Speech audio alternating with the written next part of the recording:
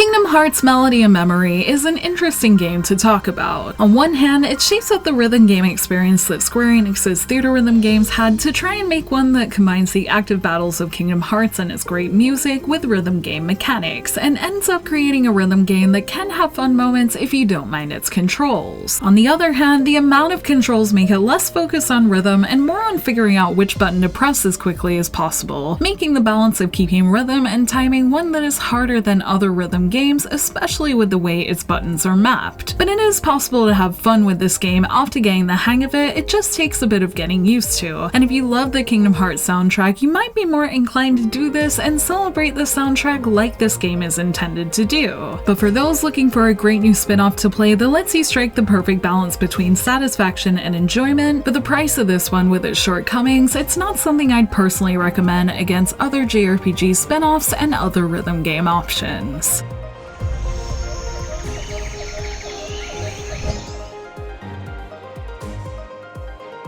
Where the pros and cons of Melody and Memory begin is at its controls. In its theme of combining action and rhythm, it has 3 possible controls you can use to hit the standard circular node coming up on screen. In the case of PS4, the X button, L1, and R1. When you hit the note, Sora strikes the Heartless in front of him to the timing of the song, with the reason for the multiple controls being that sometimes you'll get enemies either standing in a row or tied to each other, in which case you need to hit 2 of the main buttons at the same time, or 3 if things are feeling spicy. This alone can be challenging when songs jump up in the difficulty ranks, although there is a 1-button mode that can have you just enjoy the music with a decent amount of challenge, which actually ended up being one of my favorite modes because the amount of other buttons in Melody and Memory is where things start to get complicated. On top of keeping track of the regular enemies and yellow circles popping up on screen, you have to press circle to jump, which is differentiated from the standard nodes that also uses circle with arrows, and once they're there, you're either dodging an attack, which is simple enough, or you're jumping and then hitting an enemy, which always required a little speed that would often result in me killing my chain. Then there are some enemies that can only be hit with magic, which require the occasional press of the triangle button, which is easy enough to do thanks to the symbol, crystal, and green color that makes it obvious when you need to do so. And the final bit of variation added in are the moments where you need to glide by holding the jump button, often in harder difficulties while having L1 and R1 at the ready in case Donald and Goofy are attacked by enemies below before you get ready to land and get back to hitting notes quickly. It is possible to balance all these things, and I'm sure with a little more discipline and practice, I could pass more than one song on its hardest difficulty, and even get more than one full chain if I decided to memorize what happened in each song more. The problem for me personally is that even once I got used to the controls, after my hour with the game, I was pretty much done, as it never really felt truly satisfying to me in both what I would expect from a rhythm game, and especially what I've come to expect from the term rhythm action game. Let's get this out of the way early. Kingdom Hearts Melody and Memory is as much of a rhythm action game as the theater rhythm games it was inspired by. You're essentially just playing a rhythm game, but there are enemies on the field and a health bar that bring in that action inspiration, but the enemies don't have any special behavior that could warrant it being considered an action experience, so I think the rhythm action genre given is mostly just marketing to keep it in line with the theater rhythm series. I bring this up because Melody and Memory is also coming out near Mad Rat Dead in the West, another rhythm action demo I tried recently that features action and exploration that fit the genre name much more. It could be a nitpick to some, but I think the genre titling here could be misleading in future if more developers decide to explore the genre. And I also think concept-wise, with the way Kingdom Hearts is putting enemies much more obviously on the field, had me realize I think I prefer the simplicity of theater rhythm and not having Sora swiping at enemies that his Keyblade doesn't even make contact with. I think the lack of this kind of thing helped me keep immersed in the rhythm part in theater rhythm, and I'm sure there will be others that feel similarly and also find it distracting or disagree completely and find the experience to be something that's at least visually different to other rhythm games, and I can understand both sides, but I'm definitely more the former. Genre aside, the 6 songs shown in the demo also didn't fully excite me enough to pick it up. One, because I think the game's price is a little steep, which I'll talk more about soon, and also because I didn't enjoy its controls nearly as much as I do other rhythm games. I play a lot of rhythm games in my free time, ranging from Project Diva, the Persona dance games, In the Past theater rhythm, and smartphone ones like Bang Dream and Project Sekai more recently. Because of this, when I I was trying to figure out why I enjoyed those games so much and not Melody of Memory, it largely came down to the controls and the amount of them you have to be ready to hit at all times that made the harder difficulties challenges I didn't want to overcome. A lot of rhythm games are very good at using the front face of whatever device they're on, with smartphones using touchscreens and others usually using the face buttons for the main notes and sticks for any special things like the DJ scratches in the Persona dance games. And this means you're mostly sticking to one section of the controller and means it's easy to know where your hands need to be at all times. In Melody of Memory though, because you're getting ready for when that second enemy is going to need you to bring in L1 or R1, or when that random jump is going to come in, I found I was more paying attention to what buttons were coming up than how the buttons and music were working together. This was something I especially noticed when I was trying to get my full chain, as I found I had more memorized where the enemies came up on screen. And while it felt good to finally understand how the notes and nodes related to each other, I think it's something that should be more obvious from just playing, and all the different things you have to look out for make it hard to do this well, especially on your first time playing a song. While rhythm games naturally have replayability, it's something I think should be obvious the first time through without playing it over and over to work out what part of a song a jump might have related to. So if you're someone who really likes the Kingdom Hearts soundtrack, this actually might not be a problem for you because you'll likely know the songs better and get the connection between the gameplay and music quicker. But for fans who don't listen to the songs much, it might take a little longer and make things less engaging like it did for me. The final thing that doesn't help is I noticed there's no line on the timeline for notes to come to. That is the cherry on top of all my other issues that make it hard to get into the rhythm. It is worth noting here there seem to be some songs and stages that will feature a line according to trailers, including some of the boss battles. And those would be stages I'd personally look forward to if I was picking it up. But with all of these things together, I think it needs a bit more of a balance between variation and just being able to enjoy the music with some gameplay. And since this game is on the expensive side for what it is, along with not feeling like how I want to play, it makes it a little bit of a miss for me.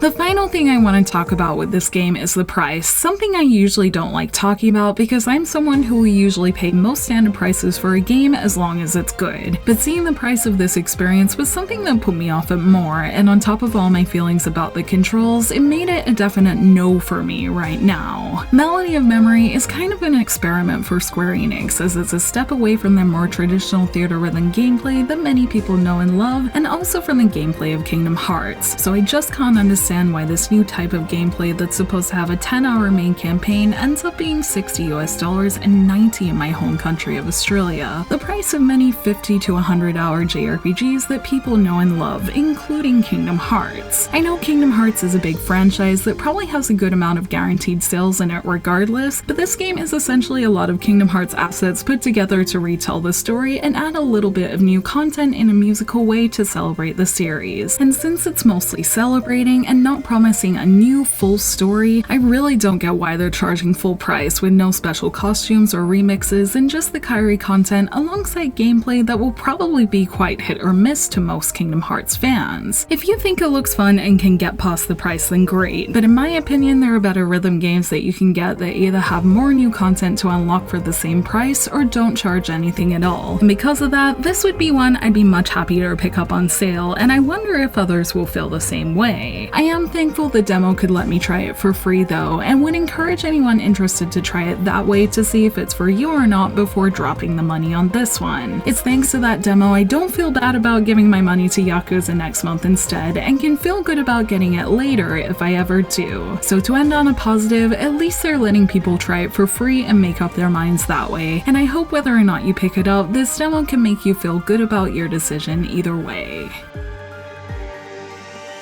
In spite of all the not so positive feelings I had for this experience, I did mostly enjoy my time with Kingdom Hearts Melody of Memory as someone who likes the Kingdom Hearts soundtrack and unique experiences. And while I don't think it's a great rhythm game, it does give a unique take on the genre that lets you enjoy the soundtrack in a new way, even if that way isn't always perfect. I almost wish we got an actual theater rhythm entry that kept things more simple to focus on the music, but instead we got this one, and while I always love to see companies try new things, I think this type of rhythm game was tried again, it would need a lot of tweaking, from controls to timing to how everything comes together to create a better Kingdom Hearts musical experience that focuses that little bit more on music. The new Kairi content will no doubt draw people in, but I won't be one of them unless the price is lowered a bit after launch, so until then, I'll be sticking to my current library of rhythm game favorites and considering buying one of Kingdom Hearts' soundtracks to enjoy them that way, as this game will no doubt have a lot of tracks that I'd love to listen to. But since I prefer other rhythm games, I'd rather stick with those for now. But I do hope that this leads to more rhythm game experiences from Square in future, Theater Rhythm or not, and I hope that Kingdom Hearts fans at least enjoy the nostalgia from this game.